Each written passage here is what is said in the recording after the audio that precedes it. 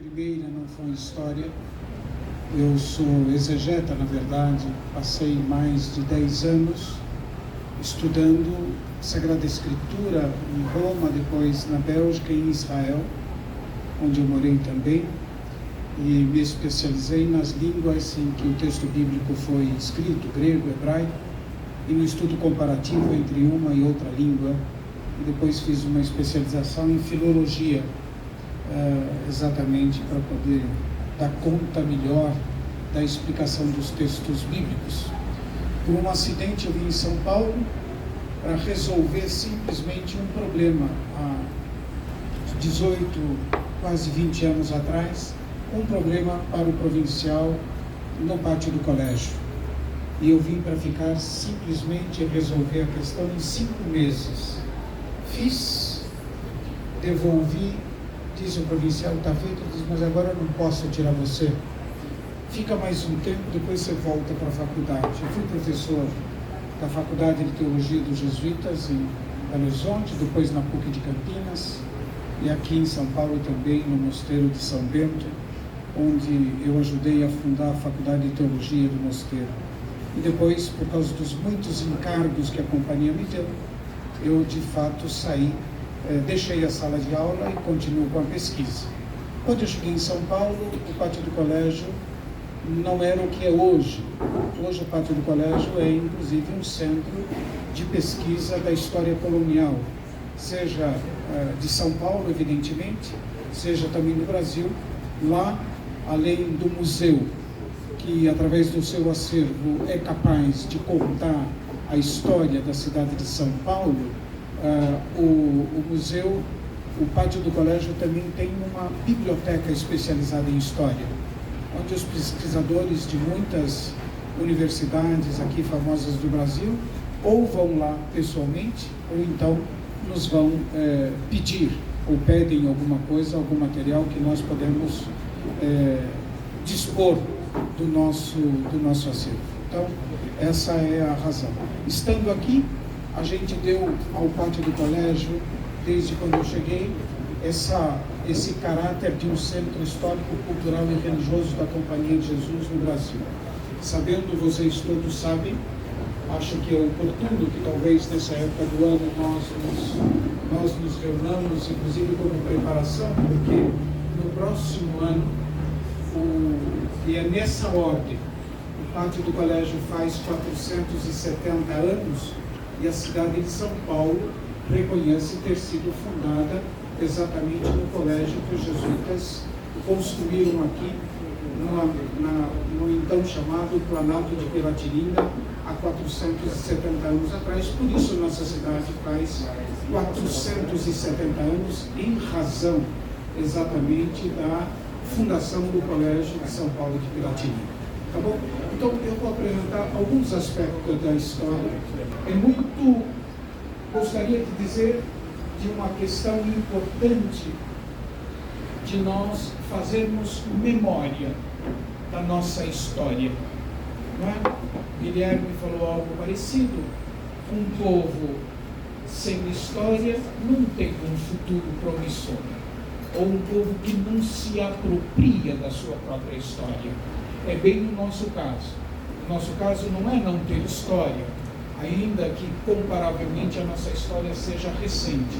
A nossa dificuldade da quase totalidade da nossa população é nós nos apropriarmos da história, ou nossa história, propriamente dita. Depois, eu acho que vale a pena esse pressuposto. Não existe fato bruto, não é? É só um dado da filosofia. Só existe fato interpretado pela consciência.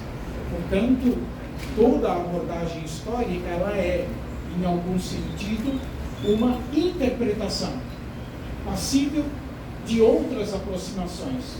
Portanto, ninguém é dono da verdade. Uma vez que, vou repetir, não existe fato bruto. Só existe fato interpretado pela consciência. Cada um de nós, se nós assistíssemos aqui na rua de frente do lugar onde nós estamos um acidente, certo?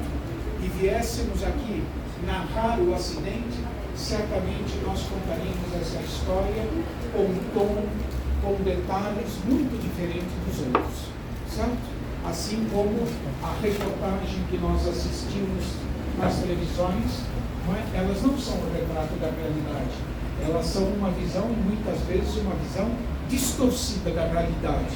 Depende do ângulo, depende do discurso, depende do texto em que a reportagem é apresentada. E importante nós tratarmos desse assunto da história, sobretudo, para que nós possamos sair de uma situação que é uma situação global, em que nenhum continente, nenhum grupo de pessoas está isento da situação pela qual nós passamos hoje na humanidade, que é uma profunda crise. A humanidade padece de uma profunda crise. E um dos efeitos desta crise pela qual nós passamos, é o que a gente podia, emprestando a palavra da mística medieval, a assídia, certo? Ou assédio. Ela traduz exatamente a situação por que passa a humanidade e pela qual nós passamos no Brasil. Uma situação de abatimento, de falta de ânimo, em que a esperança está obscurecida. Essa é a situação que nós vivemos.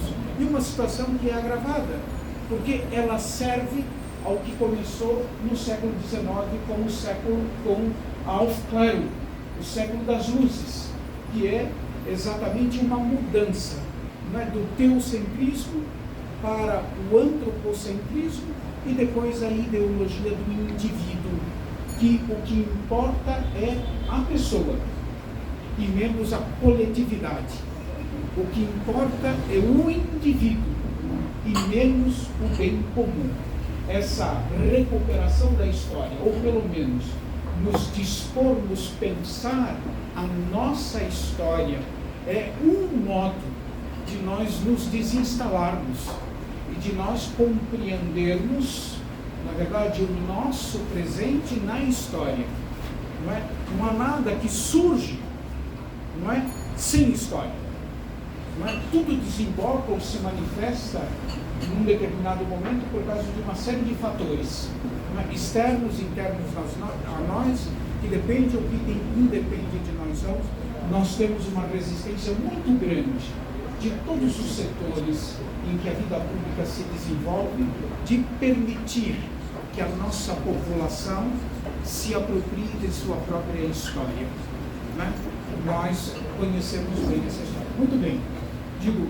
Dando esses pressupostos e considerando que nós vivemos num tempo de abatimento, de falta de ânimo, que é um fenômeno global, e ele é globalizante, e toda esta situação convém, historicamente falando, de não só cultivar, mas de alimentar isso que hoje a gente chama da ideologia do indivíduo, onde o bem comum fica relevado a um plano quase impossível de atingir, o bem de todos. Tá certo? Então, é importante a gente ter isso presente. É impossível nós falarmos da cidade de São Paulo se nós não fizermos um pressuposto, que é a história dos jesuítas. Não estou puxando a sardinha para o meu lado, entende? Porque eu sou jesuíta. Mas é verdade, porque antes dos jesuítas, outras congregações de ordens religiosas chegaram aqui na cidade de São Paulo. E por quê? Essas outras congregações não tiveram, nessa terra brasilis, a influência que os jesuítas tiveram, a tal ponto de ser atribuída a eles a fundação da cidade de São Paulo. A questão é muito simples, porque essas outras ordens, como os carmelitas e os franciscanos, tinham obrigações conventuais muito fortes e impedia que eles estivessem em missão, ao contrário da Companhia de Jesus, que era, e que sempre foi, desde a sua origem, uma ordem imersa no mundo. Tanto é que os senhores e as senhoras sabem que a Companhia de Jesus foi supressa por mais de 40 anos. E um dos grandes promotores da supressão universal da Companhia de Jesus foi exatamente o Marquês de Pombal, com a acusação de que os jesuítas faziam um Estado dentro de outro Estado. Ele que tinha sido aluno dos jesuítas, perseguiu os jesuítas, expulsou os jesuítas do Brasil e ainda foi um dos grandes influenciadores, né, nas cortes borbônicas, para que essas cortes influenciassem o Papa a suprimir universalmente a Companhia de Jesus, exatamente por isso. A Companhia de Jesus sempre foi, por causa do seu caráter missionário, uma ordem imersa no mundo. Tanto é que quando da supressão da Companhia de Jesus em 1773, ela vai ser restaurada depois em 1814, uma das acusações que se fazia aos jesuítas é que os jesuítas eram amigos do mundo. E na tradição jesuítica, ao contrário das obrigações conventuais, isso não é bom nem ruim, simplesmente é a diferença que existe entre uma congregação e outra, ou entre uma ordem e outra. Os jesuítas nunca tivemos conventos, não é? E desde o início, Santo Inácio fazia com que o seu secretário, na medida em que as constituições da Companhia de Jesus eram feitas, dizer aos jesuítas que as suas casas eram as suas peregrinações. Portanto, estar onde as pessoas estão. Então, esse é um fator importante. Segundo lugar, que influenciou a Companhia de Jesus. Onde a Companhia de Jesus foi fundada? Onde a Companhia de Jesus começou? Numa universidade. Na Universidade de Paris. Na Escola Superior, né, de Santa Bárbara, que era uma escola associada à Universidade de Sorbonne. Lá, Santo Inácio encontrou os seus primeiros companheiros. E desde o início, esses companheiros de Santo Inácio eram pessoas provenientes de diferentes nacionalidades. Eram todos intelectuais, né? Eram espanhóis, não é? Eram portugueses, eram franceses. Já desde o seu início, a companhia tinha, a Universidade de Sorbonne sempre foi aquela que teve uma visão ampla do mundo. Praticamente o que acontecia no mundo passava por essa universidade. Os primeiros jesuítas sorveram essa capacidade de ver, de interpretar e de estar presente no mundo. São essas pessoas, na verdade, formadas nesse espírito de grande abertura, que entraram na Companhia de Jesus e que foram enviadas para o Brasil, não é? Em 1539, tá certo? É que chegou pela primeira vez um grupo de jesuítas no Brasil. Então, nós precisamos, e em primeiro lugar, eles vieram na vaga expansionista dos grandes impérios do século XVI. E eles vieram a serviço da corte, em primeiro lugar, para converter os autóctones ao cristianismo, para ensinar-lhes a doutrina cristã, tudo isso. Quando nós olhamos hoje, sem situar as coisas no tempo, a gente pode dizer que um tipo de postura como esse, proselitista, é dépassé para nós, mas é a mentalidade da época, é o modo de agir da época. Para isso eles vieram, mas tão logo eles descobriram, não é, que os portugueses, como eu vou dizer, exploravam os indígenas de maneira indevida, eles se distanciaram de tal maneira, não é, da corte, onde eles eram um pouco os mentores de muita coisa, que eles passaram a ser perseguidos por essa mesma corte, expulsos. Aqui de São Paulo eles foram expulsos 2 vezes, depois a companhia foi supressa, portanto 3 vezes, não é? Só daqui de São Paulo, não é? Perseguidos, muitos jesuítas mortos, não só aqui, mas pelo Brasil inteiro, e um dos grandes perseguidores foi, não é, o famoso Marquês de Pombal. Apesar de ter perseguido a companhia, quando morreu não tinha onde ser enterrado, e quem deu um túmulo para ele foram os próprios jesuítas em Portugal, não é? São essas coisas da história.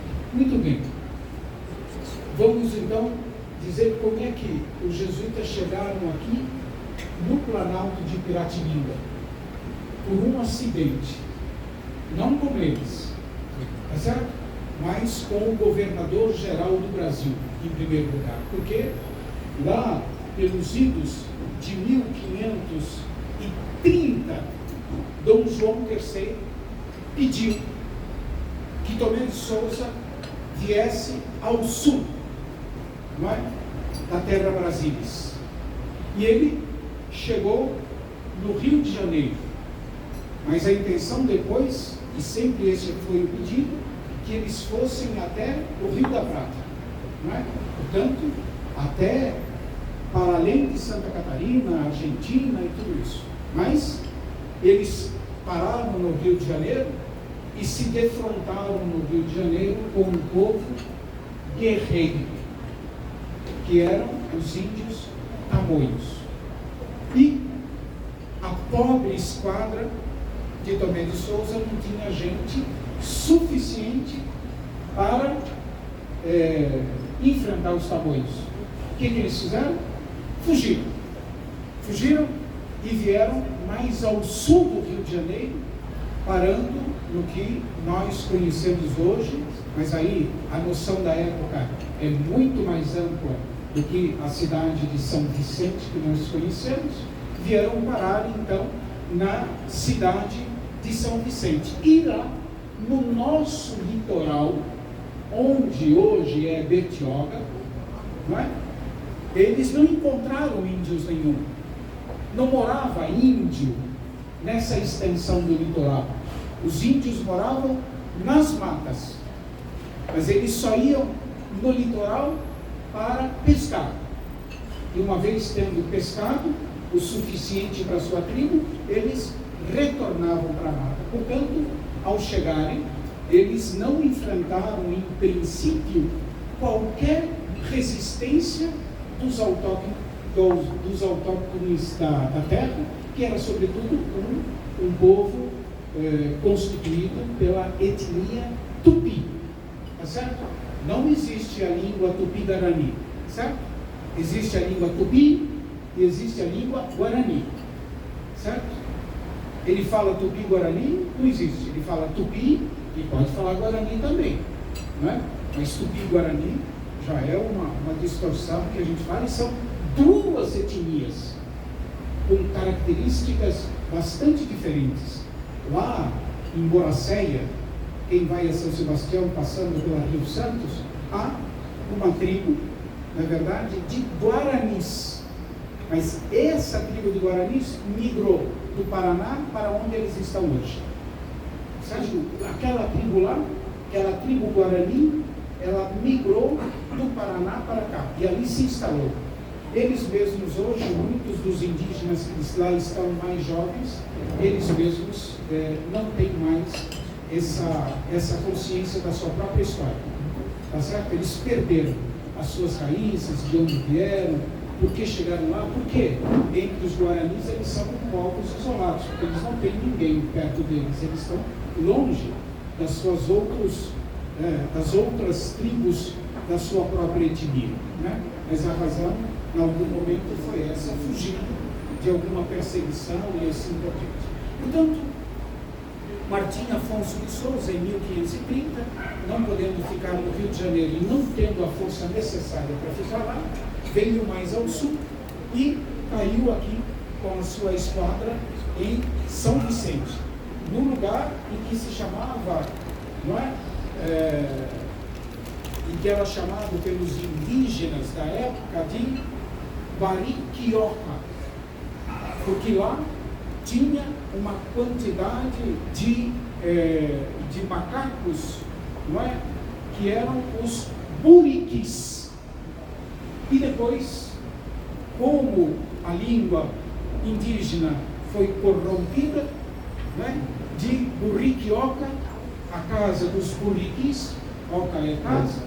E é curioso, né? Porque a gente que estudou grego, quando você diz Oca é casa, Em grego, oca é oikos. Oikos. Isso em grego. Então, digo, que mistério é esse, né? Que contato linguístico é esse que precisa ser estudado, que precisa ser compreendido e assim por diante. Não é? Mas, digo, é muito difícil a gente não fazer esta comparação. Então, esse termo de Barriquioca, a casa dos burriquis, por uma corrupção da língua indígena, passou a se chamar Bertioga. Bertioga. Certo? Bertioga. Como Dom João III, daí a Bertioga que a gente vai, tem lá um forte, não tem? O forte que a gente tem até hoje foi o que Martim Afonso de Souza construiu e deixou, porque Dom João quis que ele fosse ainda mais ao sul. Então o que ele deixou aí é uns poucos homens, e como ele não se encontrou com indígenas que lhes tivessem feito qualquer resistência, ele não achou que precisava ter uma guarnição maior. Mas enquanto eles faziam toda a manifestação de construir, não vinham os índios de dentro das matas, de dentro da mata, observavam todas a movimentação dos colonos lá. Ora, quando os índios desciam da mata, não é? Eles voltaram para dizer aos que moravam dentro da mata que aqui na Serra, no Planalto de Piratininga, tinha indígenas e tinha um português que morava com os índios, não é? João Ramalho. E eles decidiram atacar os que estavam ocupando lá, não é? São Vicente, e desceram com 500 homens, 500 índios para combater. João Ramalho vai intervir, dizendo que aquela gente era gente dele, e arrumou uma grande desculpa, que na verdade eles estavam indo para as Índias, encontraram, não é? Foram atacados no caminho por piratas, e para salvar as suas vidas, eles acabaram parando onde os índios os tinham visto em São Vicente. Então, mas mesmo assim ele foi na esquadra, e ao se encontrarem, não é? Com os comandados por Tomé de Souza, João Ramalho foi à frente, não é? Exatamente, foi isso que evitou um confronto, um primeiro confronto, exatamente dos índios com os colonos que chegavam aqui, certo? Mas só para dizer que nós temos um antecedente. O Planalto de Piratininga não era despovoado. O Planalto de Piratininga tinha um português que vivia com os índios, se casou com uma índia, não é verdade? João Ramalho, né? A Índia Bartira, e ele tinha uma grande liderança indígena aqui do nosso Planalto de Piratininga, que era o índio, o cacique Tibiriçá, não é verdade? E os restos mortais, há controvérsias, os restos mortais estão na cripta da Sé. Como eu detenho uma grande quantidade de ossos que nós retiramos da cripta no pátio do colégio, não é? Nós temos a impressão, para não criar nenhuma controvérsia histórica, que na verdade Tibiriçá está entre os ossos que nós temos, né? Mas que o Tibiriçá seja venerado lá, que os ossos estejam aqui, isso é de pouca relevância. Está nas imediações, né? Que seja esse outro, aquele outro, está tudo bem. Tá certo? Então eu acho que isso. Vou dar um salto histórico, para não me prolongar, não é? Quando os jesuítas vieram para o Brasil, o primeiro provincial dos jesuítas foi uma figura que tem sido esquecida. Duas figuras que têm sido esquecidas da nossa história, uma das quais certamente nós ouvimos falar, mas ele não ocupa o lugar que ele devia ocupar na nossa história, que é o padre Manuel da Nóbrega. E O segundo padre, que certamente nós não conhecemos, que é o padre Leonardo Nunes. Não é? O padre Manuel da Nóbrega é o grande estrategista da missão, certo? É o homem da estratégia, é o homem de pensar a missão e o responsável por distribuir os jesuítas, na verdade, nessa terra brasilis. Mas o homem da estratégia, um homem inteligente, que falava pouco porque era gago, então era difícil que as pessoas tivessem a paciência, não é, necessária para ouvir um gago falando. Então ele preferia, né, se omitir. Era o homem mais do gesto, da inteligência e, como eu disse, da estratégia. O padre Leonardo Nunes era o braço direito nessa estratégia do padre Manuel da Nóbrega, conhecido pelos indígenas como Abrebebê, né? O padre voador, porque ele se localizava na mata como ninguém, não é? Quer dizer, ele tinha a geografia, esses mistérios, na verdade, na cabeça. E era ele que o padre Manuel da Nóbrega mandava antes de fundar qualquer missão em qualquer lugar. Além disso, ele tinha o apreço e a confiança dos índios onde quer que ele chegasse, como foi aqui no Planalto de Piratininga. O padre Leonardo Nunes esteve em Santo André da Borda da Mata. Mas qual era a estratégia dos jesuítas? Qual era a estratégia de formação, tanto dos colonos como dos indígenas? Um colégio.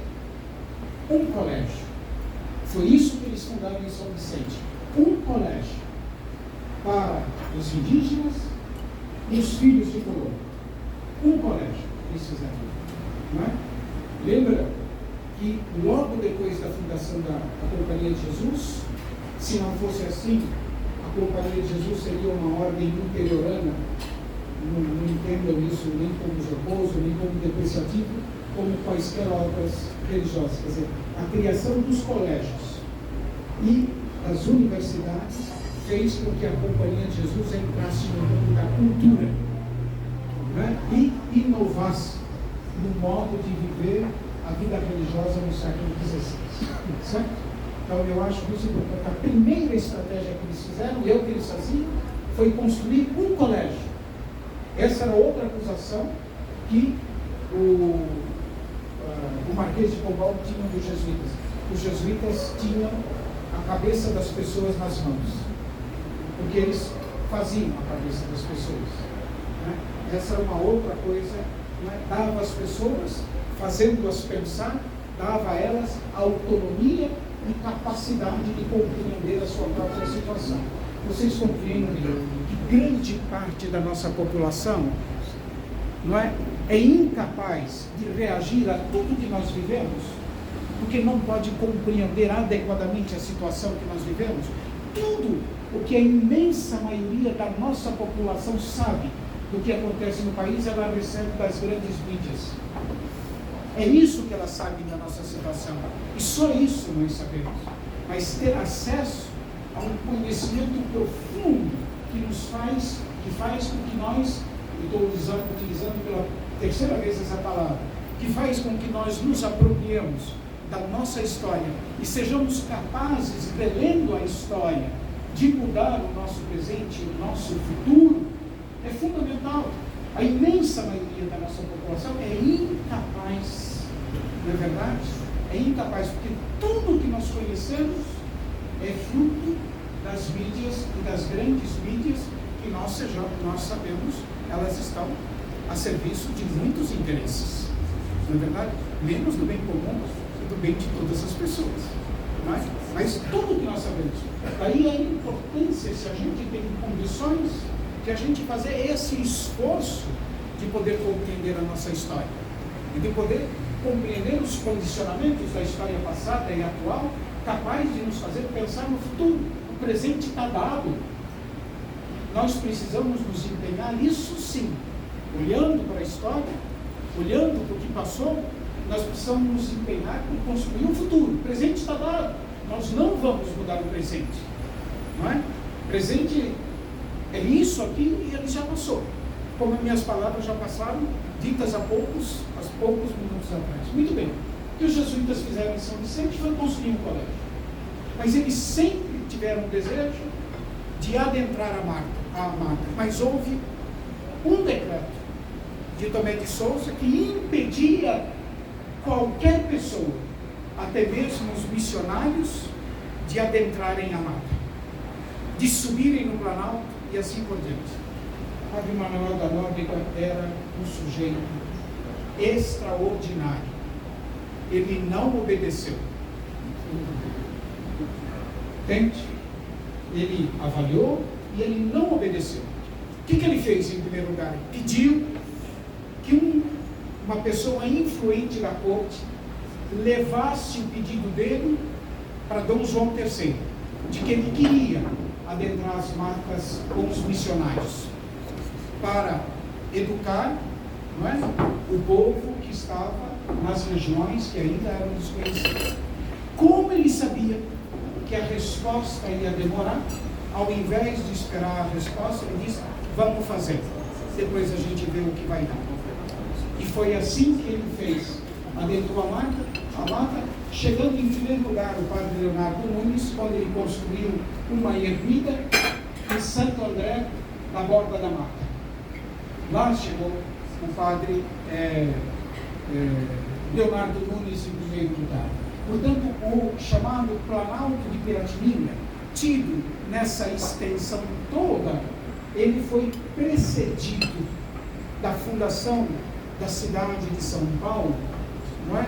Em 1540, por essa vinda do padre Leonardo Nunes, e depois em 1539, o próprio padre Manuel da Nóbrega veio ao Planalto de Piratininga, e aqui no Planalto de Piratininga ele fez, naquela ocasião, 50 catecúmenos, batizou 50 indígenas. Portanto, há um breve, não é?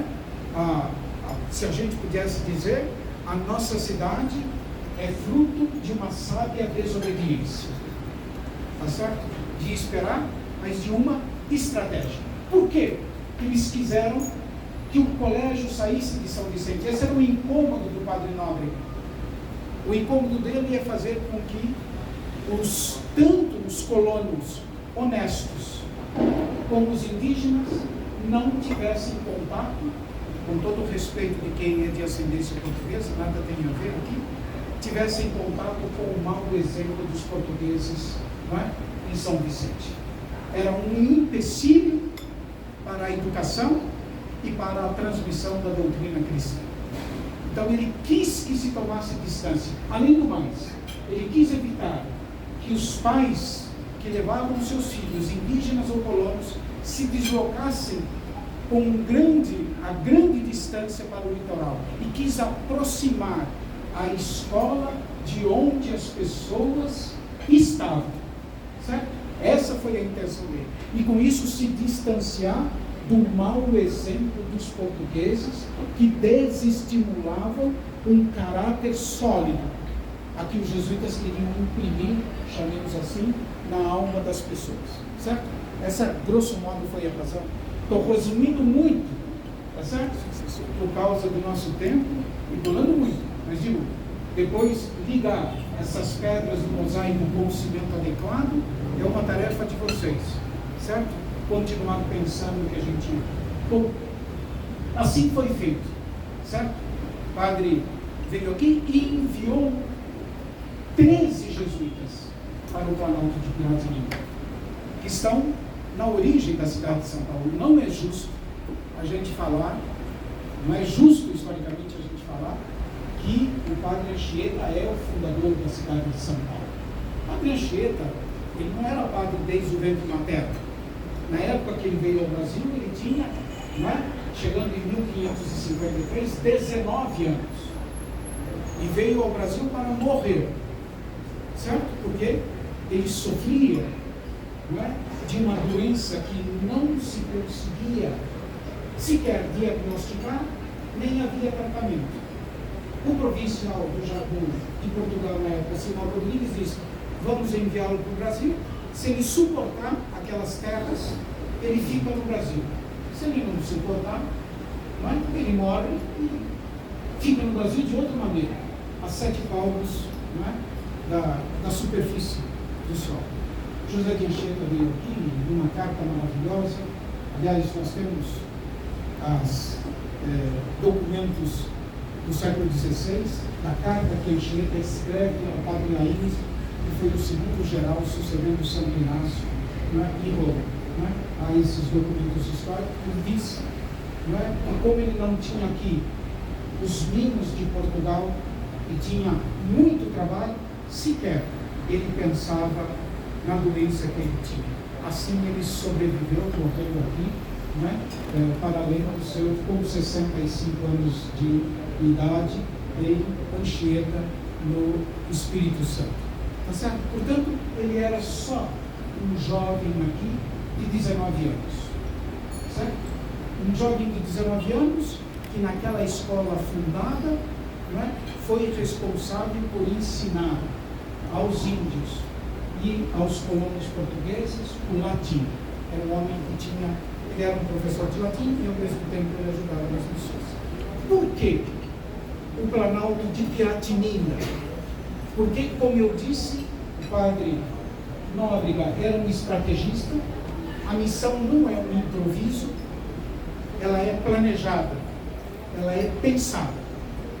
Como estrategista, ele que esse lugar do Planalto de Piratininga, em concreto, onde os jesuítas fundaram o colégio, era um lugar estratégico para eles irem ainda muito mais adentro da mata. Onde está o Embu das Artes, hoje, lá era uma missão jesuítica junto às tribos que lá estavam. Por isso, até hoje, o diretor do pátio do colégio é também o diretor do Museu de Arte Sacra dos Jesuítas em Embu das Artes, onde nós temos lá o maior acervo de arte de roca reunida num único espaço. Né? Se o pátio do colégio foi destruído, o Embu das Artes nunca foi destruído, mas era um lugar estratégico porque os jesuítas iam, passavam um mês na missão e depois eles voltavam para estar com os outros. Os jesuítas não tinham a intenção de fundar uma cidade, mas o colégio que eles fundaram, a 25 de janeiro de 1540, deu origem, na verdade, a uma população que pouco a pouco foi se aproximando do pátio do colégio. E a cidade, a vila de Santo André, na borda da mata, dado, não é, a importância que esse lugar ocupava, a vila de Santo André, da borda da mata, foi transferida para esse lugar. E foi transferida para aqui um símbolo do poder, que era o Pelourinho, na praça do pátio do colégio, onde nós temos hoje o pátio do colégio. Na verdade, essa ficou, na verdade, um lugar estratégico, mas a vila de maior proeminência já no século XVI, século XVII e assim por diante. Certo? O que os jesuítas fizeram aqui foi fundar então um colégio. Daí que a cidade de São Paulo, enquanto nós temos notícia, é a única cidade no mundo que nasceu de uma escola. Nasceu de uma escola. E uma cidade que sabe exatamente, reconhece exatamente o lugar em que nasceu. Hoje, para celebrar o aniversário da cidade de São Paulo, só vou fazer um parênteses e uma derrapagem histórica. Para vocês verem, eu não estou criticando o poder público, hein? Digo, estou sim. Entendeu? Digo, eu sou parceiro de muitas iniciativas em que as pessoas são beneficiadas, mas eu tenho a distância suficiente para não ter o rabo preso por ninguém e poder falar livremente o que eu penso. Hoje, as festividades da cidade de São Paulo, sabe quanto tempo elas duram no pátio do colégio? No lugar em que a cidade foi fundada? 5 minutos. Antes eram 3 coroas de flores. Como custa cara a flor, e o poder público não pode, ela se reduziu a 2. E se reduz a isso, a colocar Não é verdade? 2 coroas de flores no monumento aos fundadores da cidade de São Paulo. Nada mais. Nada mais. Entende? Nada mais.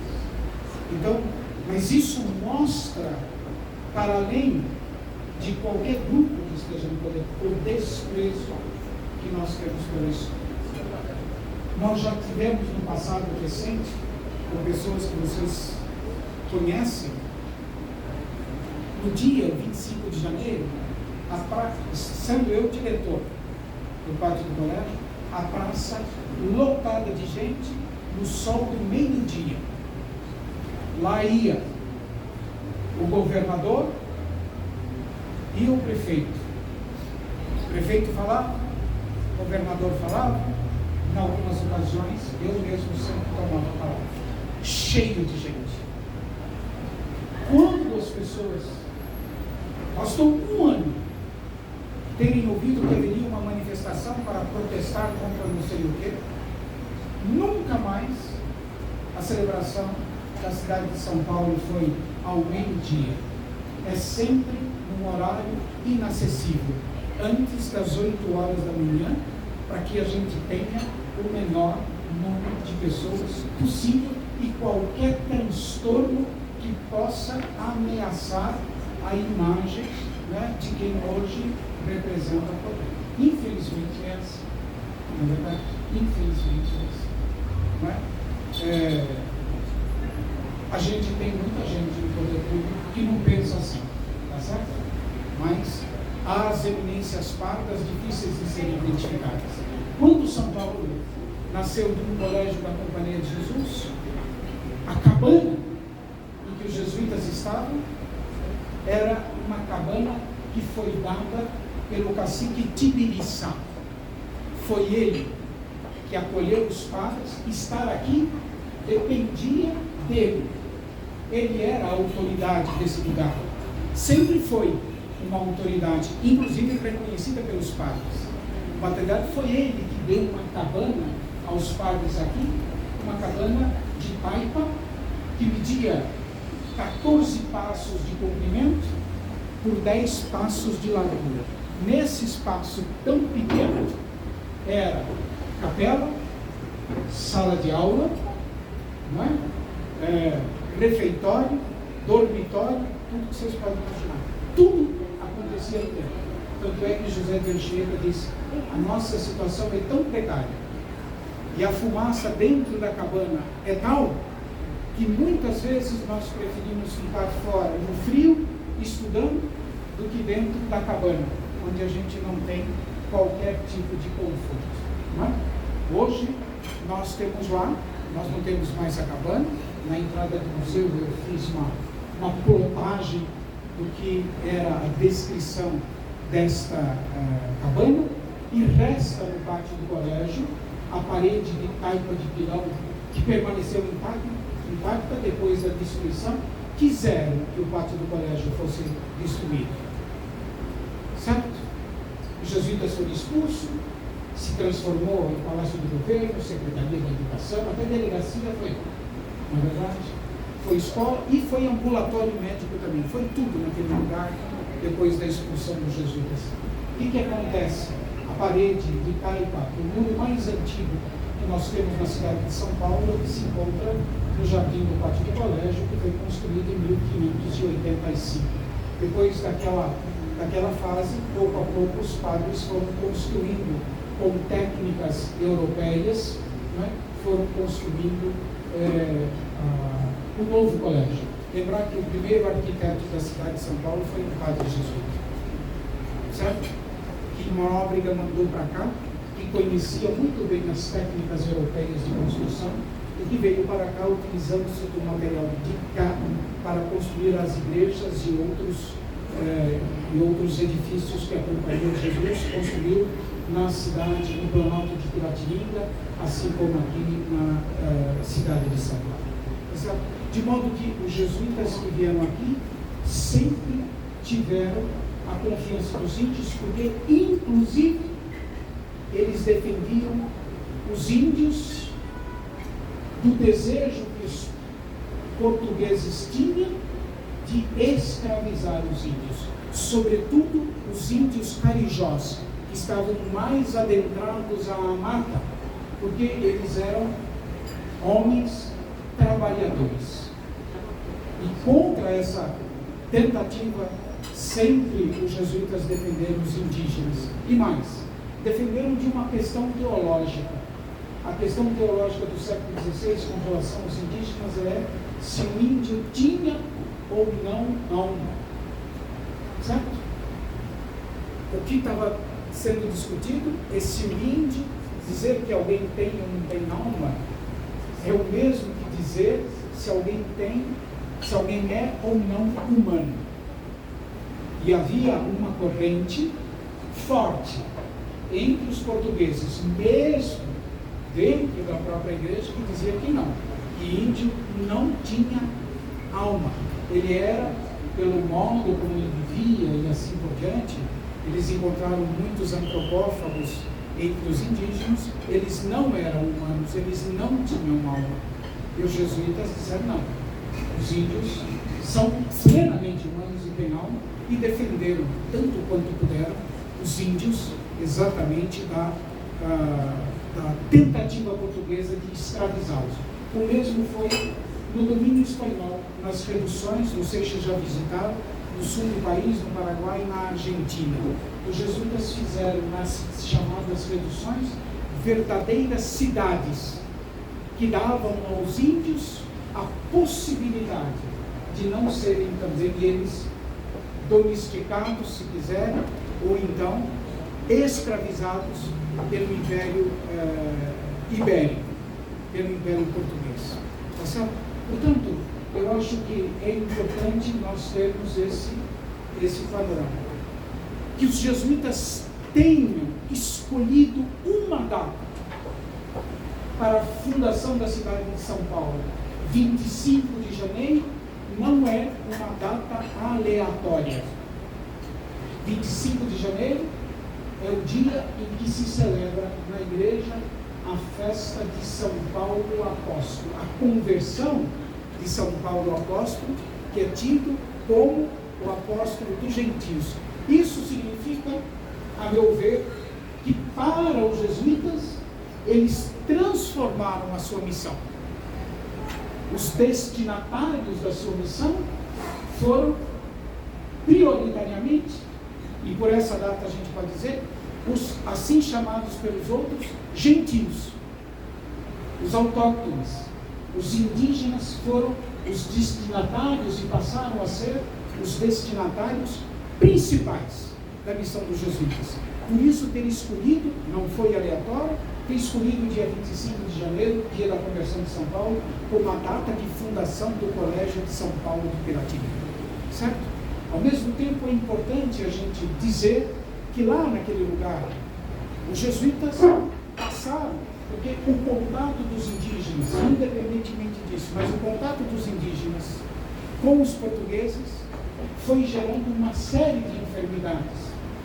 E os jesuítas foram conhecendo na mata, por indicação também dos indígenas, as várias ervas que pudessem curá-lo.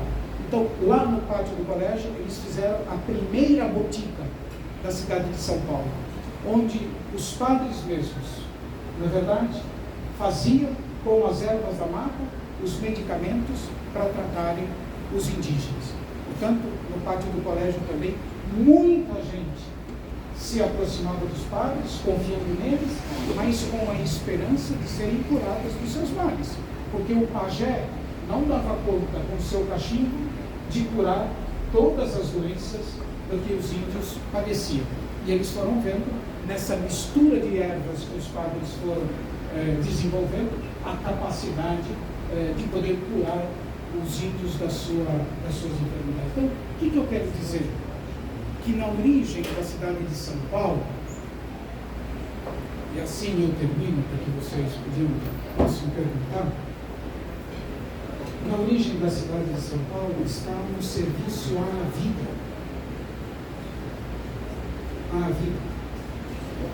Antes de tudo, a doutrina era importante para os padres, era importante para o século XVI, que na vaga expansionista do século XVI, eles também conquistassem pessoas, não é, para a fé cristã. Claro que era. Mas para além disso, eu acho que essa é a genialidade dos jesuítas da primeira geração, é que eles não mediram esforços, não é verdade? Não mediram esforços para poder encontrar os meios de preservar e promover a vida, sobretudo da gente que morava na terra. Portanto, era uma missão de promover a vida, através de tantos meios, o principal dos quais foi sempre a educação. Anchieta, que, como eu disse, é injusto historicamente dizer que Anchieta fundou a cidade de São Paulo, né? Devotamente se pode dizer, mas historicamente não é razoável pensar assim. Se há um fundador, esse fundador é nobre, por causa da sua visão, mas foram 13 jesuítas que construíram e estavam aqui quando da fundação do Colégio de São Paulo de Piratininga, e não um único jovem, não é verdade, que estava começando a sair da casca do ovo, não obstante os seus dotes intelectuais, artísticos, literários maravilhosos. Anchieta aprendia as modinhas dos indígenas, não é verdade? E colocava nas modinhas, para que os indígenas pudessem compreender a fé cristã, elementos da doutrina cristã. Mas não só isso, não é verdade? Anchieta foi o primeiro a fazer uma gramática do tupi, para que os índios não perdessem a sua identidade no contato com os europeus. Só por isso já é muito grande, e é o modo como nós podemos pensar que os jesuítas, de fato, levavam a sua missão aqui, não como desprezo de quem estava aqui, mas levando em consideração, promovendo e protegendo para que as pessoas não perdessem a sua identidade e não perdessem a sua história. Não perdessem a sua história. Hoje em dia, sempre há controvérsias em todas as coisas, certo? Nós, às vezes, brincamos das pessoas do nosso interior que falam porta, armário, não é verdade? Tudo isso. Mas essa foi uma concessão linguística feita pelos jesuítas quando os indígenas começaram a falar o português, porque eles não tinham certos sons, como o R, não é? Ou então algumas guturais eles também não tinham. Então os jesuítas vão fazer concessões linguísticas para que os índios fossem capazes de articular de maneira compreensível as palavras em português. Então hoje a gente diz que é a língua dos caipiras. Do ponto de vista da história da língua, na verdade, ela é uma concessão linguística para permitir que os índios também pudessem ter a possibilidade de se comunicar na língua dos colonos e assim por diante. Isso é muito importante. Só queria dizer a vocês uma coisa e eu termino. Tem um padre, veja, eu estou dizendo um padre, estou dizendo isso, um padre que foi meu colega, meu amigo, porque além de diretor de parte, eu sou responsável por todo o patrimônio histórico e cultural da Companhia de Jesus no Brasil. E com outros jesuítas na América Latina, nós formamos um grupo. Na verdade, estudamos isso. Um dia estava esse padre, chamado Bartomeu Miliar, um antropólogo espanhol, que viveu muitos anos no Paraguai, lá morreu, e sempre trabalhou com os guaranis. Na época de Stroessner, ele foi expulso do Paraguai, veio para o Brasil, trabalhou com os guaranis no Brasil, e depois, assim que acabou a ditadura no Paraguai, não é? A ditadura tem outras formas mais sutis, na verdade, né? O patrulhamento é uma maneira de ditadura. Quer dizer, ele voltou para o Paraguai. E um dia ele me disse o seguinte: com os guaranis eu aprendi uma coisa muito importante. Quando se quer eliminar alguém ou uma comunidade, a primeira coisa que se faz é tirar desse alguém ou dessa comunidade a palavra. Quando se quer eliminar alguém, a primeira coisa que se faz é não permitir que a pessoa fale ou então obstruir toda e qualquer escuta dessa pessoa ou desse determinado. Bom, só para provocá-los, eu preparei várias folhas, nem me ative a elas, porque aqui acho que a nossa conversa, quando ele me falou que não era acadêmico, eu preferi dispor das folhas, tá bom? Para que a gente pudesse falar. Então eu não sei se vocês têm alguma observação, alguma queixa, alguma pergunta, algum esclarecimento, alguma coisa em que eu possa ser útil, dizendo que o dia que vocês quiserem ir como grupo ou individualmente no pátio do colégio, os nossos historiadores podem fazer com vocês um passeio no pátio, um passeio muito mais longo, que é o passeio pela história da cidade de São Paulo em 1h30, que é o que nós fazemos com os alunos que visitam o pátio do colégio, as escolas públicas, particulares, universitários que visitam lá. Vocês serão sempre, eu não estou lá, mas eu vou falar como se estivesse, vocês são sempre bem-vindos, né, ao pátio do colégio. O dia que quiserem, nós montamos algo especial para apresentar tudo isso que eu falei, inclusive o acervo bibliográfico que nós guardamos e, de fato, o testemunho documental que nós temos no pátio, além das questões arqueológicas que nós temos no nosso acervo. Tá bom? Eu só vou dizer, o pátio do colégio foi destruído. Se quis, desde a destruição do pátio do colégio em 1897, se quis destruir a memória da nossa história. 1899, havia quem, pátio do colégio já sem os jesuítas, na verdade, vão voltar muito depois, na restauração da companhia, cada dia ia lá no telhado da igreja e cerrava um caio, certo?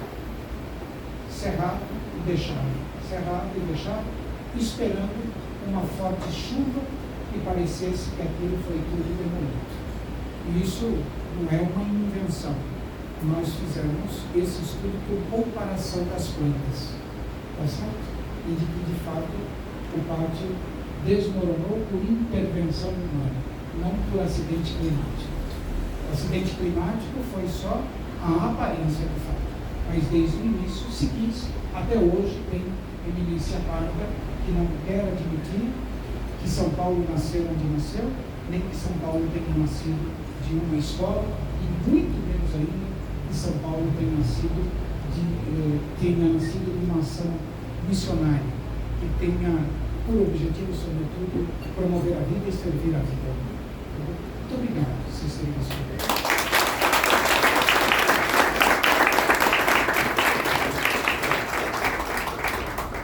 Pessoal, esse é o primeiro encontro. Nós criamos, o criador é o Paulo, me chamou para ver se ajudava.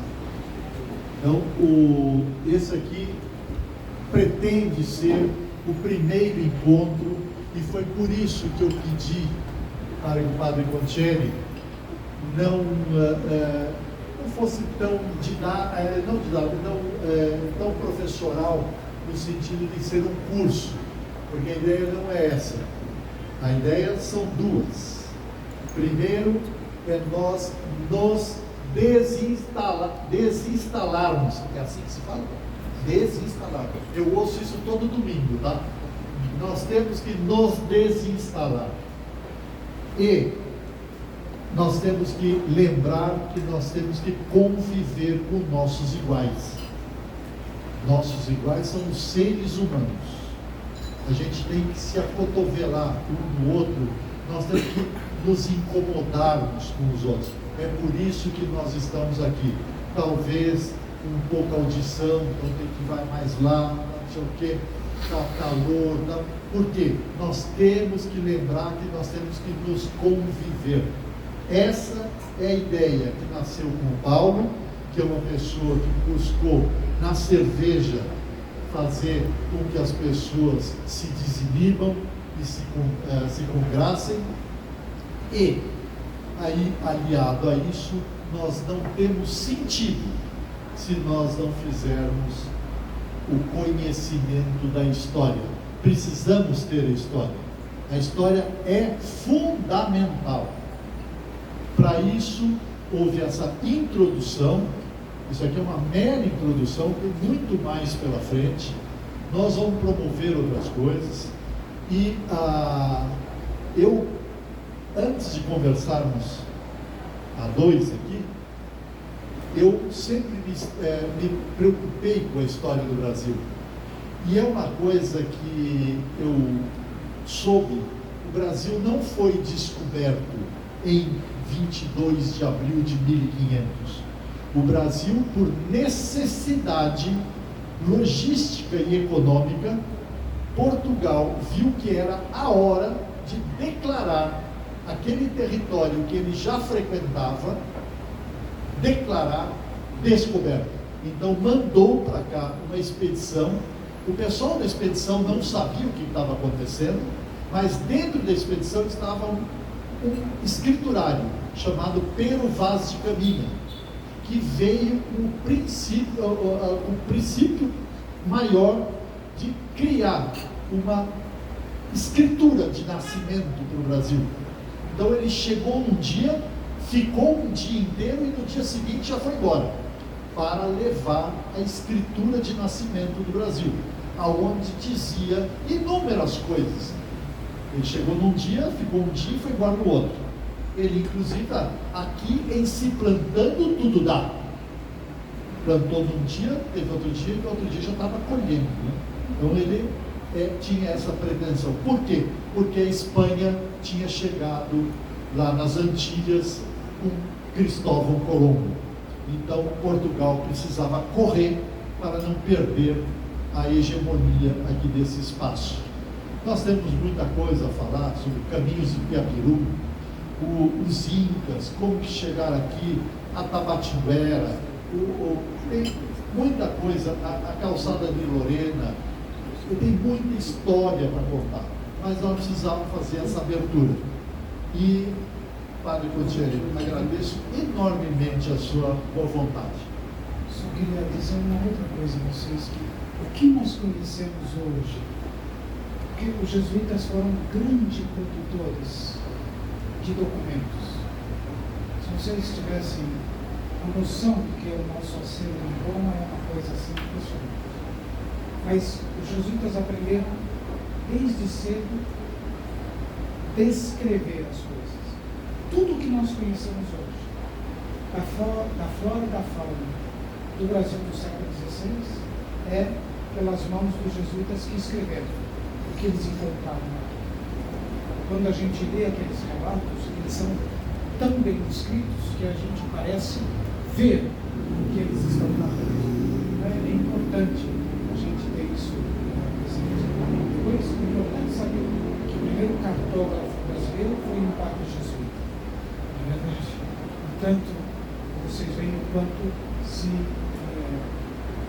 esses padres se colocaram aqui, mas o quanto é importante a gente reter as coisas.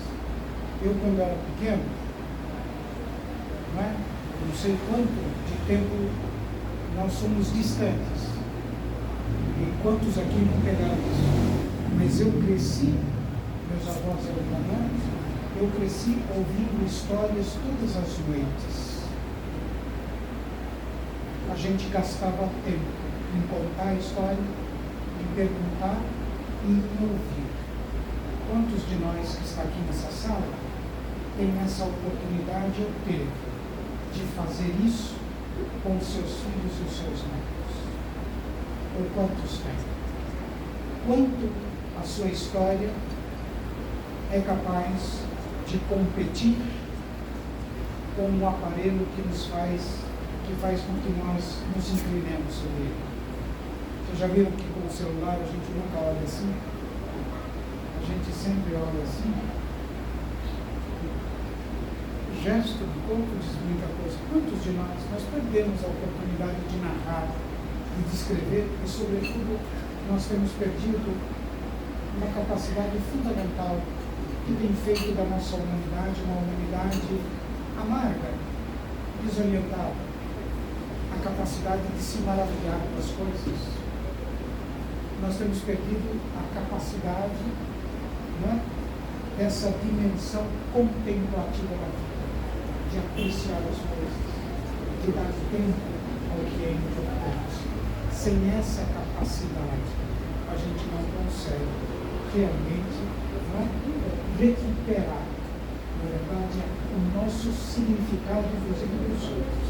Eu acho que isso é fundamental a gente ter absolutamente presente. A gente, a capacidade de poder voltar, a capacidade de poder ter tempo e de recuperar o tempo para aquilo que vale realmente a pena, que é o que fica no legado da nossa existência. Eu acho que isso é fundamental. Eu quero só, dado o adiantado e nós vamos levar muito tempo, provavelmente deve ter alguém com uma dúvida. Sabe que duas perguntas. Meu nome é Joga. Obrigado a todos, obrigado, mestre, pelas explicações. A minha pergunta é o seguinte: devido ao fato histórico da fundação da escola pelos jesuítas, da fundação do pátio do colégio, eu queria entender qual o motivo e entender o que tentaram apagar esse fato histórico. Isso foi devido aos nossos descobridores ou foi os nossos ancestrais esquecer essa parte da nossa história? Não no intuito de apagar essa imagem, de apagar esse fato, de apagar esse trabalho, entendeu? Que não estou querendo encontrar um responsável por isso, mas se for possível explicar esse detalhe, tá bom? Obrigado. Acho que essa história de apagar a memória dos jesuítas tem como progenitor dela o Marquês de Pombal, certo? Vem desde lá. Porque para ele, como eu disse, os jesuítas passaram a ser, para o Marquês de Pombal e todos os que eram partidários da sua ideia, os grandes inimigos da corte de Portugal. Portanto, eles precisavam ser eliminados em todos os seus aspectos. Certo? Essa era a primeira questão. E não só por uma questão histórico-cultural, mas sobretudo por uma questão econômica. Porque eles diziam, e de poder, sobretudo. Não é? Os jesuítas, aquilo que diziam, construíam um Estado diante do outro Estado, e, portanto, negavam a autoridade do rei de Portugal. Essa era a mentalidade. Então, precisava apagar da nossa história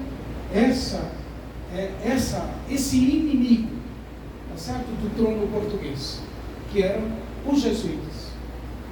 Em segundo lugar, difícil de identificar as eminências pardas na nossa história, na verdade, que querem negar o fato religioso. E para negar o fato religioso, precisa também negar o fato histórico. Essas são as eminências pardas que persistem até os nossos dias, que é muito difícil a gente ver o rosto, porque não mostra. É a mesma coisa daquelas pessoas que fazem ataques pela internet. Elas colocam sempre um avatar, não é verdade?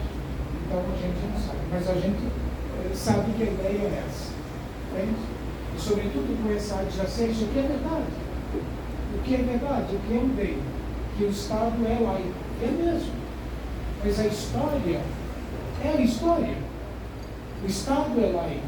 É verdade, e precisa se manter laico para poder manter a liberdade religiosa, inclusive, dessas pessoas. Essas pessoas são religiosas, não é? Entende? É isso que nós precisamos dizer. O Estado precisa ser laico para manter a liberdade. Essas pessoas são religiosas. Agora, confundir isso me parece que é um fenômeno difícil. Então, eu atribuiria a isso mesmo. É uma campanha longínqua, tá certo? E depois uma difamação feita da companhia no mundo inteiro. E esses padres, como eram amigos do mundo, estavam inseridos nas coisas do mundo, então esses padres têm que ser banidos também como religiosos, tá certo? Porque eles não são exemplo de religiosos. Eles se vestem como quaisquer outras pessoas. Foi o caso dos ritos malabares, foi o caso na China, em que os jesuítas, para poder entrar lá, assumiram inclusive as vestes das pessoas que estavam lá. Então eu responderia por aí. Acho que tem mais uma pergunta, então vou fazer mais uma e depois o Paulo vai fazer o encerramento aqui. Padre, eu não tenho uma pergunta, mas um depoimento, né? Eu faço parte da história que o senhor contou por duas abordagens. A primeira é Bertioga, né? Meu avô foi o primeiro médico na cidade de Bertioga, na era moderna. Meu avô foi para lá por volta de 1920 para cuidar dos índios. Ele era médico do Estado e se encantou por Bertioga. E lá fixou a base. Eu fui para lá com 3 meses de idade. Era uma maratona para chegar lá. E cresci lá. E eu tenho a minha casa no terreno que meu avô comprou há mais de 100 anos. Então, um pedacinho da história, não de 1400, mas um pouquinho mais moderna, de 1900 e pouco. E a outra parte da história é que eu sou advogado. E quando eu fiz cursinho para entrar na faculdade, foi dentro do pátio do colégio. E lá existia um cursinho chamado Cursinho Tolosa. E eu, formado há mais de 55 anos, estudei no Cursinho Tolosa dentro do pátio do colégio. Então não era uma pergunta, mas era uma partezinha da história do pátio do colégio e de Bertioga, que o senhor abordou. Muito obrigado, Roberto. Como não foi uma pergunta, tem direito a mais uma, se alguém quiser. O senhor tem algum texto que possa referenciar o que o senhor colocou hoje aqui? O senhor escreveu alguma coisa para a gente poder consultar? Isso, para todos nós recebermos esse texto, vai ser muito bom. Muito obrigado. Muito obrigado. Tá bom. Padre Contieri, muito obrigado. Se todo mundo sair pelo menos com um pouquinho do que eu aprendi, do que eu cresci hoje aqui, a respeito da história, da sua abertura, dos conhecimentos, acho que eu estou por missão cumprida nesse primeiro encontro que nós tivemos aqui. Muito obrigado. Eu acho que assim, é um sentimento de acertamos o nosso primeiro encontro. Como forma de agradecimento, temos uma lembrancinha para o senhor. Queríamos que a Cláudia tirasse com uma pequena recordação desse nosso... é uma dívida que no nosso primeiro encontro prometi e não esqueci, promessa dívida. Então a única pessoa que vai ganhar uma cerveja NDD hoje é o Padre Contieri. Duas garrafas.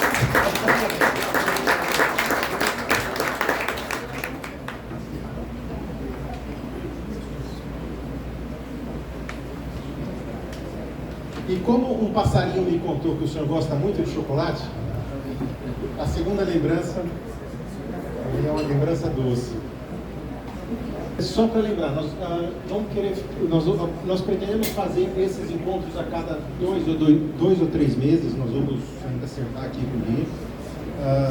E contamos, se vocês gostaram, tiverem sugestões de temas, sugestões de como fazer. Esse foi um primeiro encontro, então a gente não sabia muito bem do espaço, como é que seria, da acústica, foi um treino para a gente, mas fico muito feliz e eu acho que começamos com chave de ouro, né, Gui?